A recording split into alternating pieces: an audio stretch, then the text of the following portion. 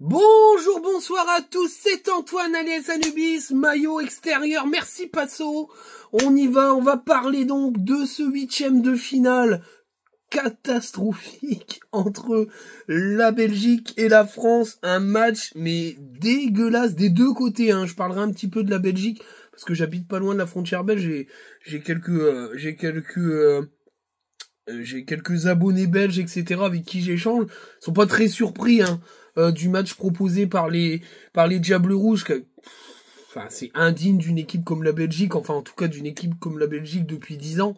On en parlera un petit peu des raisons de tout ça, même si on va beaucoup parler de cette équipe de France indigne, pour moi, du niveau, de la génération qui la compose. Pour moi, le grand problème de cette équipe, c'est que Didier Deschamps a décidé que il y aurait pas de génie, il y aurait pas de folie, il y aurait que de la rigueur. Derrière, va derrière. Enfin, non, je suis désolé, je vais dire un truc qui va choquer. Je l'ai déjà dit plusieurs fois sur mes réseaux parce que c'est ce que je pense. Je pense que n'importe quel sélectionneur, entraîneur avec un minimum de talent, de tactique et de savoir de savoir-faire en termes de gestion de vestiaire et surtout en termes de tactique aurait fait aussi bien avec cette génération extraordinaire que Didier Deschamps. Peut-être même voir plus. Alors Didier Deschamps a fait 3 finales sur les 10 dernières années, ok, c'est vrai. Mais je pense que n'importe quel autre grand tacticien français aurait fait au moins 3 finales sur les 10 dernières années, c'est tout. C'est aussi simple que ça. Je pense que Didier Deschamps a la chance aujourd'hui d'avoir une supra-génération. Je pense que s'il avait une génération bien plus faible, il n'aurait pas eu tous ces résultats-là. Et je pense qu'il est en fin de cycle et qu'il faut qu'il s'en aille pour que Zizou arrive. Voilà. Alors bien sûr, les pros Deschamps qui ont un petit peu de semences à côté d'élèves vont nous dire que le jeu de Zizou est nul. Moi je suis désolé, mais j'ai regardé les matchs du Real sous l'ère Zidane, pas que la Ligue des Champions, je suis désolé, ça jouait. Alors oui, c'est vrai, Zidane, il aime aussi que son équipe soit solide, mais il y a de la créativité, il met des joueurs créatifs, il veut de l'action, il veut des éclats de jeu, il veut que ça combine, et il veut un jeu offensif, il veut pas juste un jeu hyper équilibré défensivement. Ça, c'est une légende, c'est faux, c'est juste pour dire que Deschamps, c'est pareil que Zidane, alors que c'est complètement faux, c'est pas du tout le même style de jeu. Et moi, j'attends Zidane avec impatience, quoi. Je vais pas dire que c'est pas vrai. Pour moi, sincèrement, Deschamps, il est temps qu'il s'en aille, quoi. Parce qu'on va finir par être en catastrophe. Moi, je suis désolé, mais si tu passes pas un quart d'euro avec cette génération, c'est un total échec. C'est minimum dernier carré. Et pour moi, c'est minimum dernier carré de chaque compétition tant que vous avez cette génération-là là, dans l'effectif des Bleus. S'il y a un trou générationnel, oui, tu peux être beaucoup moins exigeant. Mais moi, là, je suis désolé, mais ces derniers carrés à chaque fois que cette génération va jouer une compétition. C'est peut-être hyper exigeant, mais c'est ce que je pense. On y va, on commence par la composition avec, bien sûr, notre ami Mike Maignan dans les buts, Upamecano Saliba en charnière, à droite, Koundé à gauche, Théo Hernandez, un milieu de terrain à 3 avec Tchouaméni, Rabiot et Kanté, et une attaque à 3 avec Griezmann à droite, Thuram en attaquant de pointe et Mbappé à gauche. Alors qu'est-ce que j'ai pensé de cette compo ? Je l'aime pas cette compo, je l'aime pas. Elle a fuité en plus depuis très très longtemps. Il y avait plusieurs versions, dont un fameux milieu de terrain en losange, mais on savait qu'on passerait à une attaque à 3. Et au final, c'est assez symptomatique de ce que fait Deschamps, c'est-à-dire que Deschamps, il a décidé que Griezmann, il était aware alors qu'il est cramé à mort. Il le met à droite. Moi, je suis désolé, mais Griezmann à droite, ça a marché. Allez, en 2016, je crois, ou en 2014, je sais plus, mais depuis, ça marche plus du tout. Griezmann, c'est en deuxième attaquant, ou juste derrière un duo d'attaquants, mais pas sur la droite à animer un couloir. Il en est incapable, ou il en a plus du tout les capacités, ou il en a plus du tout la volonté, voire l'envie de jouer, même s'il a communiqué à la fin du match qu'il se sentait bien. Moi, je suis désolé, il devait pas être très lucide, hein. Mais non. Non, pour moi, tant que tu mets pas Giroud, Barcola et Mbappé, il y aura pas d'attaque. Je suis désolé, mais Barcola doit être titulaire dans cette équipe. Malheureusement, Deschamps, il a sélectionné 24, 25, 26 joueurs. Il a pas envie de les sélectionner, c'est pas ça qu'il voulait faire. Moi, je pense que cette sélection, elle est pas, c'est une sélection par défaut. Les mecs qui sont blessés, les mecs qui voulaient qu'ils étaient pas en forme, il les a pas pris, mais c'est pas du tout ce qu'il voulait sélectionner. Moi, je pense sincèrement qu'il voulait une équipe beaucoup plus défensive, avec moins de choix offensifs, et je pense sincèrement que voilà, il est déçu de sa sélection parce que c'est pas ça qu'il voulait. Il voulait une équipe beaucoup plus compacte et beaucoup plus dure à bouger, mais il a pas ce qu'il faut sur le banc pour faire ça, et les mecs sur le banc vont jamais jouer. Voilà, tout simplement. Et ça se sent dans cette compo parce que Barcola fait un bon match face à la Pologne. Moi, je suis désolé, quand il est sorti, c'est là où on a plongé, et il est pas reconduit. Donc, c'est tout. Qu'est-ce que vous voulez que je vous dise? Voilà. Mais là, ça y est, c'est phase finale, ça bougera plus. C'est Griezmann. Il va claquer la même équipe à chaque fois. Pour lui, c'est ça qu'il faut faire. Donc voilà. Mais je pense que la Slovénie a été plutôt intéressante face au Portugal, mais le Portugal, c'est quand même assez joueur. Je pense sincèrement que passer l'écart sera un miracle, parce que à mon avis, le Portugal sait exactement comment nous jouer. Et qu'après, la demi-finale, voilà, il aura réussi son euro parce qu'il sera en demi-finale. Mais moi, je trouve ça pitoyable, parce que tu vas te faire torcher le cul par l'Espagne ou l'Allemagne et tu vas prendre une branlée. Je pense que si tu prends une branlée en demi, pour moi, ça vaut la même chose que de perdre en quart. Parce que si tu te fais laminer par une équipe et que tu prends une branlée phénoménale, voilà. Alors, j'espère pas, moi, je veux qu'on gagne l'euro, je suis chauvin. Mais sincèrement, le niveau de jeu affiché passe pas face à l'Espagne et l'Allemagne. C'est impossible. Impossible. Il n'y a que ces deux équipes-là qui ont le niveau sur cet euro. La Suisse, qui est plutôt pas mal, les Anglais sont dégueulasses, l'autre côté, je sais plus c'est quoi, mais c'est Autriche... Autriche contre qui? Je sais plus. Autriche-Pays-Bas? Non, c'est pas possible. Tu dis des bêtises. Je sais plus. Je sais plus. Je sais plus qui joue qui. Bon bref, il y a Roumanie, Autriche-Roumanie ou Pays-Bas-Roumanie, puis Autriche contre un autre. Je ne me rappelle plus. Je vous avoue, cet euro-là me hype pas du tout, mais... Et pour moi, j'ai vu l'Espagne et l'Allemagne jouer, c'est les deux seules équipes qui montrent des choses, quoi. Même si l'Allemagne est passée assez honteusement, mais nous, on est dégueulasse à mort, quoi. On est dégueulasse à mort et cette compo est dégueulasse. C'est tout, mais c'est pas grave, un jour Deschamps il quittera les Bleus et un autre sélectionneur viendra et il aura une autre vision des choses et on aura peut-être un sélectionneur qui considérera le championnat de France comme un bon championnat et qui permettra à des joueurs de Ligue 1 de montrer des choses en bleu. Voilà. Alors après ça peut ne pas marcher, mais au moins ça aura été essayé parce que un mec comme Benjamin Bourigeaud qui fait des matchs, je reviens tout le temps sur lui, mais c'est l'exemple type. Un mec comme Benjamin Bourigeaud qui a joué de la Ligue des Champions, de la Coupe d'Europe, qui est performant sur cette scène-là, qui est quand même une scène européenne, il a jamais eu sa chance, alors que c'est un joueur polyvalent capable de jouer à plein de postes du milieu de terrain et qui il peut être un joueur un peu à la Griezmann, capable de créer des choses. Je suis désolé, pour moi c'est un manque de respect à la Ligue 1, mais ça a toujours été avec Deschamps, donc c'est comme ça. Bref, on y va, on commence par les notes. J'ai mis la note de 8 à Mike Maignan. Très bon match de la part du portier des Bleus, qui est un des plus réguliers de cette équipe. Il a fait ce qu'il fallait. Moi, je trouve que sur les 2 ou 3 grosses occasions, il a fait la parade du pied. Il a été un peu surpris sur le coup de franc. La frappe de De Bruyne, elle était quand même jolie, même si elle était fort sur le cadre. Il a fait ce qu'il fallait. Moi, je trouve que voilà, il a bien géré la profondeur par rapport au dragster Doku et au Penda. Donc, il fait un très bon match. Et si aujourd'hui la France elle est en quart de finale de l'Euro, c'est aussi parce qu'on a un des meilleurs gardiens d'Europe et il le montre sur cette compétition. Meilleure note depuis le début du tournoi, j'ai mis la note de 10 à Saliba. C'est un match parfait. Alors on va me dire c'est exagéré. Non, regardez son match. Alors oui, il y a une action où on peut dire qu'il a pas bien fait les choses et encore. Je trouve que ça à sa décharge, il y a personne qui bouge autour de lui, c'est quand il part avec le ballon au pied et qu'il s'enferme un peu, mais il s'enferme pas en fait. Il y a zéro solution, zéro mouvement autour de lui. Normalement, il y a un gars qui doit lui donner une solution. Il a créé une brèche tout seul. Il y a personne qui suit. Voilà, au bout d'un moment, il perd le ballon, malheureusement. Et ça crée une action un peu dangereuse. C'est le seul bémol, mais pour moi c'est pas un vrai bémol parce que c'est ses coéquipiers qui l'ont pas aidé sur cette situation-là. Maintenant, le 10, il est mérité. Il a Pocket Lukaku. Il y a aucun joueur belge qui lui a monté à la cheville. Il anticipe super bien. Les relances sont bonnes. Il est capable de monter ballon au pied. Bon là, c'était pas tout le temps, ça n'a pas été bien réalisé, mais les autres fois où il l'a fait, il a été intéressant. Il fait une frappe assez sympathique. Il n'hésite pas à prendre des risques. Moi, sincèrement, le match est parfait. Voilà. Lui, c'est le futur de l'équipe de France.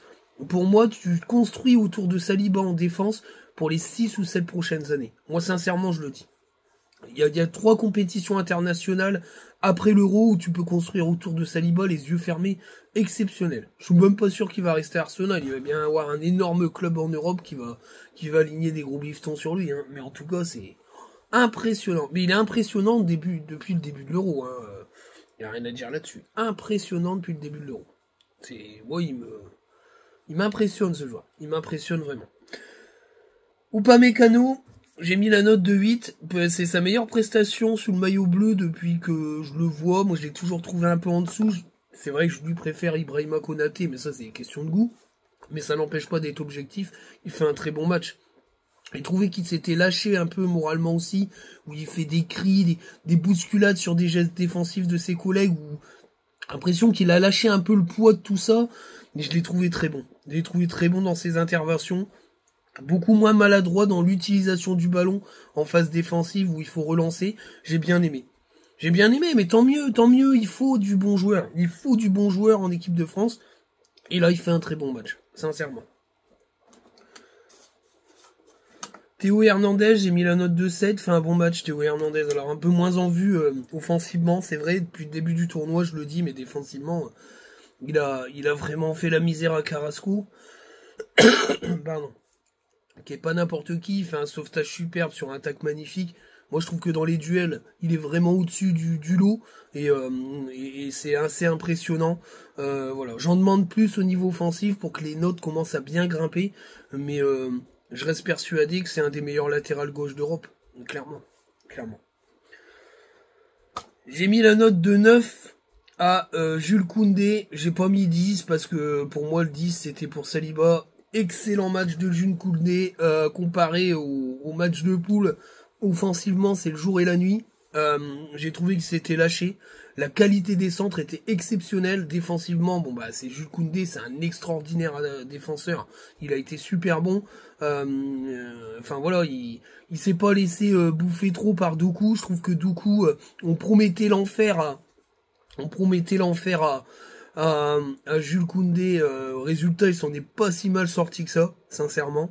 Et offensivement, je trouve que ses centres étaient de très bonne qualité. Ils ont été un peu gâchés par Thuram. On en parlera après. Mais j'ai beaucoup aimé. Il fait un excellent match et c'est bien s'il monte en puissance sur le plan offensif. C'est vrai que défensivement, il est exceptionnel et offensivement, il est nul. Voilà, pour moi, c'était un peu un Pavard 2.0, je l'ai dit. Mais s'il monte en gamme offensivement de ce niveau-là, ça va être très difficile de détrôner Jules Koundé de son couloir droit. Et je pense que Jonathan Klaus, il va voir l'euro du banc. Mais ça, malheureusement, c'est la loi de la concurrence. Et il mérite son 9. Il a été excellent sur ce match.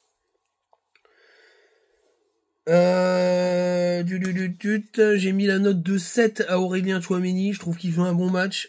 Moi, j'ai bien aimé. J'ai retrouvé un peu le Tchouaméni de Monaco, pas celui du Real qui est extrêmement effacé et pas forcément à sa place en termes de niveau.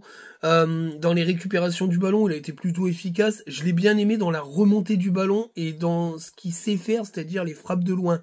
Alors il en a pas cadré une et il doit bien mieux cadrer parce qu'il y a des occasions où s'il la cadre, c'est extrêmement dangereux. Mais au moins il a eu le mérite d'essayer et ça a vraiment emmerdé les Brésiliens, j'allais dire. Hein, c'était pas les Brésiliens hier. Les Belges. Bah si, c'était les deux, c'était les Brésiliens, mais de la finale de la Coupe du Monde 2014, quoi. Mais mais ce que je veux dire, c'est que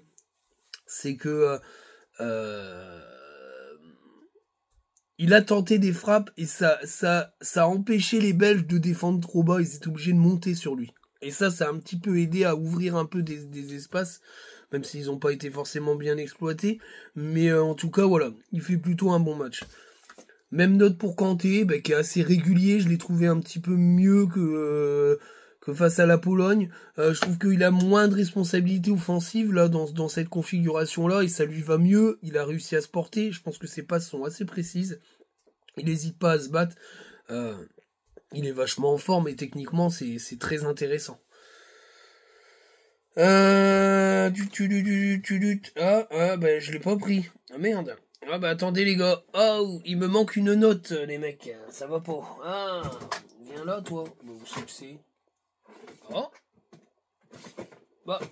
Ah, il me manque une note. Ah bah merde, ça c'est con. Ah bah oui. Ah bah tant pis. Ah bah c'est con. Ouais. C'est vachement con. Il faut ma note quand même, merde. Ouais, je l'ai, c'est bon. Oh la coupure. On était obligé, je la trouvais pas. Donc, Adrien Rabiot, j'ai mis la note de 5, match moyen. Hein, je pas trouvé très performant. Il se sent pas à l'aise, j'ai l'impression qu'il Deschamps n'arrive pas vraiment à le situer dans un poste précis. C'est pas catastrophique, il a pas fait de grosses erreurs, mais il a pas pesé vraiment sur le jeu. Je trouve qu'à la Coupe du Monde, il pesait plus. Là, je trouve qu'il est vachement effacé en termes de niveau. C'est pas GG, c'est pas GG. J'ai mis la note de 6 à Mbappé, bah, un match correct, parce qu'en première mi-temps, il y a que lui qui crée des choses. Maintenant, ce que je lui reproche, c'est vrai que j'ai revu le match, et c'est vrai que au départ, j'étais pas trop d'accord avec certains tweets qui posaient question sur son jeu, et je pense qu'ils ont raison en fait. Le problème d'Mbappé, c'est sa non-prise de profondeur. J'avais l'impression qu'il pouvait pas le faire, mais en fait, si, sur plein d'actions, il doit prendre la profondeur, il la prend pas.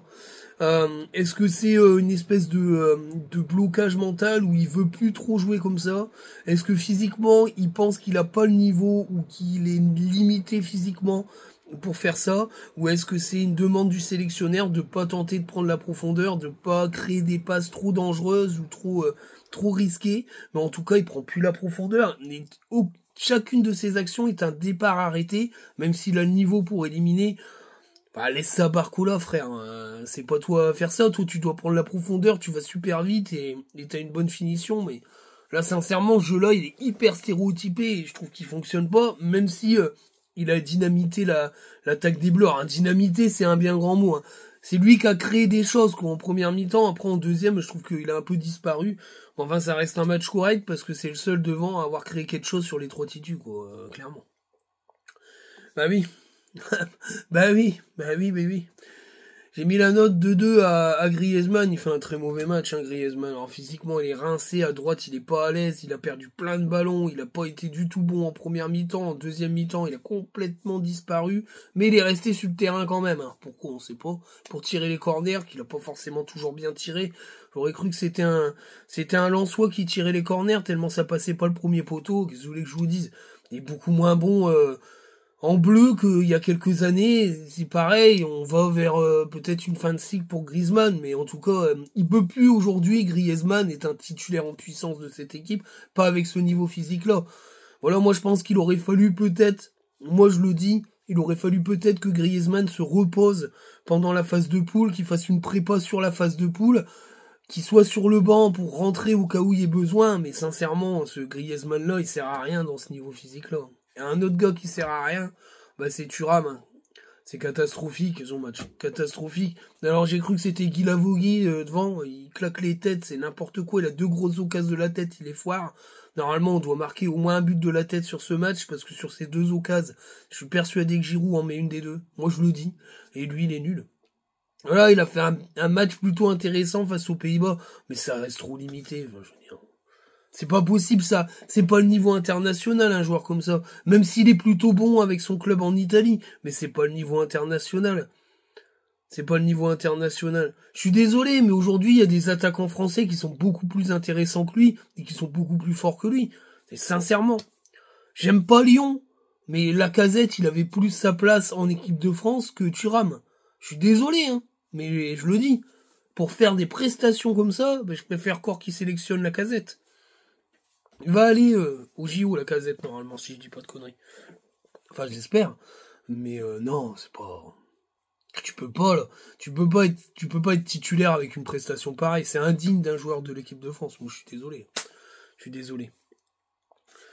J'ai mis la note de 3 à Deschamps. Bah, il fait un mauvais match, hein. Son coaching, déjà, il n'y a pas de coaching. Il a fait juste un remplacement.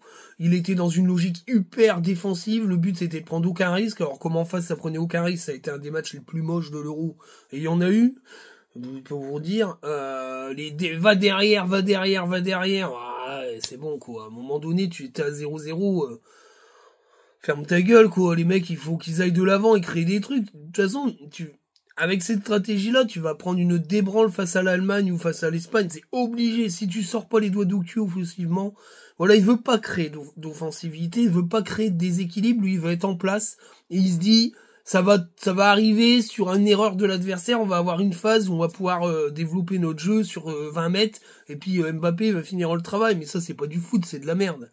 Voilà, c'est de la merde, c'est pas du foot quand t'as une équipe comme ça, que t'as plein de créateurs français il y a plein de joueurs français qui sont hyper créateurs, et tu fais ça. Mais c'est une insulte au football français. Pour moi, c'est une insulte au football français, ce qu'il a fait hier soir. C'est une insulte au foot français, c'est pas possible. C'est pas possible. Pas possible. Moi, je peux pas comprendre ça. Je peux pas comprendre qu'on soit dans une logique d'hyper équilibre, d'équilibre à outrance. Moi, je vais même sur le mot outrance, où le but, c'est que il y ait pas un seul décalage. Mais t'en crées pas de décalage s'il y a pas de décalage de fait, même dans ton jeu. Donc c'est de la merde. C'est de la merde. C'est une insulte au football français. Moi, je suis désolé, mais son match, il fait un Euro dégueulasse sportivement et il va aller en quart de finale. C'est dire le niveau du vivier français avec un coach éclataxe, parce que moi je le dis, Deschamps est éclataxe. Même à Marseille, quand il est champion, son équipe elle joue pas bien. Voilà, moi je le dis, je l'ai connu. Hein. Il y en a ils vont dire c'est pas vrai, parce qu'ils sucent Deschamps à mort, parce qu'ils ont peur qu'après Deschamps, on n'aille plus faire une finale. Mais j'en ai rien à foutre moi de pas faire une finale. Moi ce que je veux c'est voir des émotions, une équipe qui joue quoi.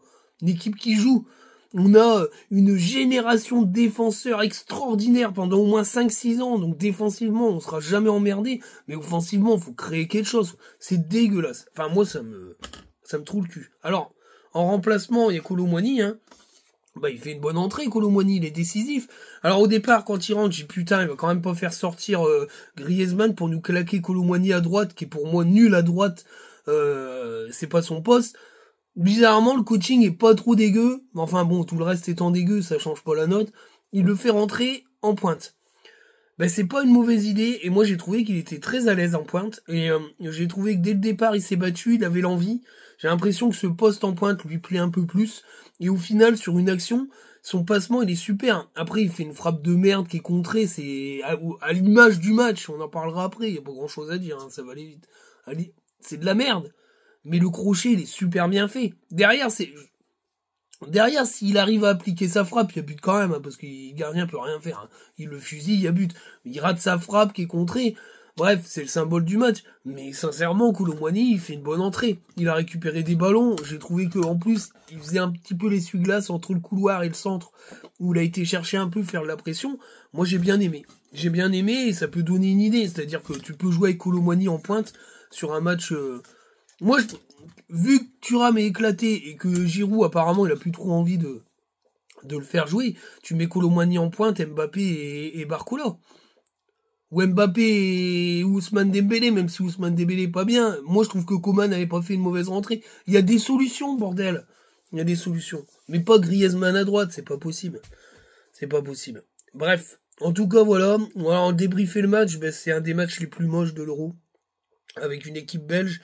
Alors j'en ai pas mal parlé. Cette génération, elle s'essouffle un peu. Après, la Belgique a jamais été une grande nation du football mondial, même s'ils ont eu des belles épopées à l'époque de Wilmots et compagnie.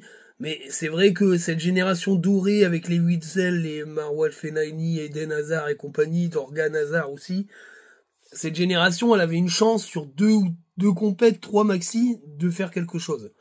Voilà. Et je pense que le monde du foot y croyait. Vous voyez bien un Belgique mettre une étoile ou avoir un euro dans son escarcelle. Ça l'a pas fait. Et comme tout petit pays en termes... Enfin, tout petit, j'exagère, mais la Belgique, c'est pas un grand pays en termes de population. C'est pas l'un des pays les plus peuplés d'Europe. Eh ben, à un moment donné, cette génération-là, elle s'essouffle. Même si le football belge va de mieux en mieux et que la formation belge est plutôt intéressante, ça s'essouffle et tout d'un coup, cette énorme génération, elle va s'envoler. Il va rester quelques grands joueurs, parce que De Ketelaere, par exemple, c'est très bon. Winter, c'est pas mauvais non plus. Winter ou Winter. Winter, c'est en anglais, donc ça doit être Winter, je pense. C'est pas mauvais non plus. Mais ça va être un moment de creux. Mais moi, je pense que la dinguerie de 7 €, c'est quand même Tedesco qui ne titularise pas De Ketelaere, alors que c'est un extraordinaire milieu de terrain offensif. Et l'autre crime de Tedesco, c'est d'avoir mis De Bruyne devant la défense. Enfin, je veux dire, ouais, ok. Je sais pas ce qu'il vient à foutre là, De Bruyne. Il doit être devant derrière les attaquants, mais enfin bon. Bref, il a été meilleur quand il a changé de strat, d'ailleurs, quand il a fait rentrer Aurel Mangala. Mais le niveau de la Belgique est indigne d'une équipe de ce standing-là. C'est indigne. Indigne d'une équipe de standing-là. En tout cas, cette première mi-temps, elle est indigne d'un huitième de finale entre la Belgique et la France. Nous, on s'est contenté de se dire, bon, on va jouer à la baballe. La Belgique, fallait pas sortir de ses 30 mètres. Et puis ça s'est fait comme ça. Il y avait aucun mouvement côté belge. Le porteur du ballon pouvait attendre 30 minutes. Il y a personne qui bougeait. De Bruyne s'est agacé, mais fortement. Le système à 4 offensifs, là, si on peut dire ça comme ça, il était nul à chier. Il titularise Openda pour la première fois depuis le début de l'Euro. C'est pareil, c'est une dinguerie aussi. Je comprends même pas comment c'est possible de ne pas titulariser Openda. Au final, Openda, il est très mal utilisé. Il a eu très peu de ballons. Il a pas fait grand chose. Et en même temps, c'était pas vraiment son poste. C'était catastrophique. Alors, la deuxième mi-temps est pas mieux, hein. Elle est tout aussi catastrophique, il se passe plus rien. Deschamps, il a décidé qu'il ferait rentrer personne parce qu'il veut surtout pas que ça bouge. Il fait rentrer Kolo Muani parce que Kolo Muani peut pas faire pire que Thuram, clairement. Et derrière, il y a but. Et puis après, c'est fini. Une fois qu'il y a but, c'est fini, hein. Deschamps, faut plus jouer au foot, faut défendre à mort, aller vous faire enculer, hein. Moi, ce que je veux, c'est passer. Mais c'est clairement du Deschamps. C'est-à-dire que le but, c'est de passer les tours. Le football, on s'en fout, il faut gagner. C'est une menta, ouais, des années 80-90, où le but, c'était vraiment de gagner, et l'esthétisme du football, on s'en foutait un peu. Franchement, ça me fait penser à ça. C'est vrai que dans les années 90, les grosses équipes, c'est des équipes ultra réalistes et ultra défensives.